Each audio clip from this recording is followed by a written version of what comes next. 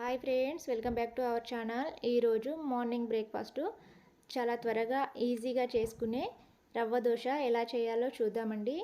ఈ దోశలు చాలా సూపర్ టేస్టీగా కూడా ఉంటాయి. ఇప్పుడు తయారీ విధానం. ఇక్కడ నేను 1 కప్పు గోధుమ రవ్వ తీసుకున్నాను. దీన్ని సూజీ అని కూడా అంటారండి. ఇప్పుడు దీన్ని ఒకసారి శుభ్రంగా కడిగి తరువాత రవ్వ మునిగే వరకు నీళ్లు పోసి మూత పెట్టి పక్కన పెట్టేసుకోవాలి. కనీసం ఇది ఒక అరగంట నానాలండి.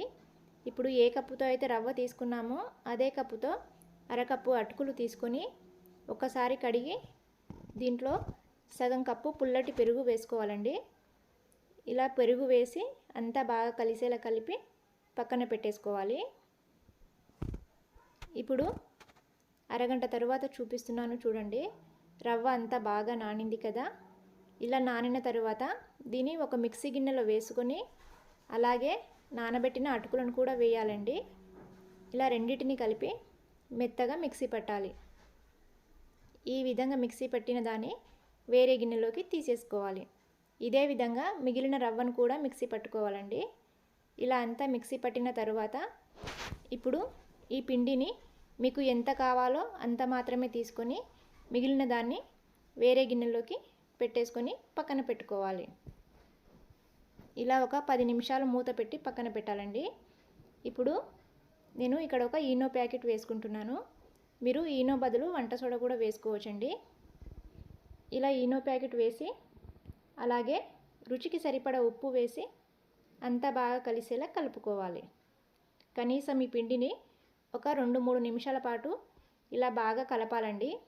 ఇలా ఎంత బాగా పిండిని కలిపితే దోశలు అంత బాగా వస్తాయి. ఈ విధంగా కలిపి పక్కన పెట్టేసుకోవాలి. ఇప్పుడు స్టవ్ పైన దోశ పెనం పెట్టి వేడయ్యాక ఒక 2 గరిటెల పిండిని వేసి దోశ వేసుకోవాలి.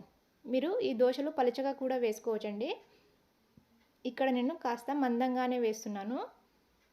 ఇలా దోశ వేసిన తర్వాత కాస్త ఆయిల్ వేసి కాలనివ్వాలి. ఇలా ఒకవైపు కాలిన తర్వాత దీన్ని తిప్పి రెండో వైపు కాల్చుకోవాలి. ఇలా రెండు వైపులు బాగా కాలిన తర్వాత ఒక ప్లేట్లోకి తీసేసుకోవాలి.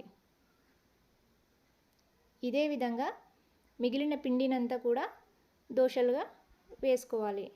ఇలా ఎన్ని దోశలు అయితే అన్ని దోశలు వేసి ప్లేట్లోకి తీసేసుకోవాలి.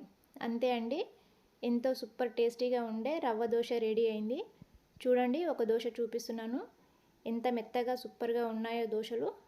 ఇవి చాలా బాగుంటాయండి. ఈ దోశలను మీకు నచ్చిన ఏ చట్నీతో తిన్నా కూడా టేస్ట్ మాత్రం చాలా బాగుంటుంది. మీరు కూడా ఒక్కసారి ట్రై చేసి ఎలా ఉందో కామెంట్ బాక్స్లో తెలియజేయండి.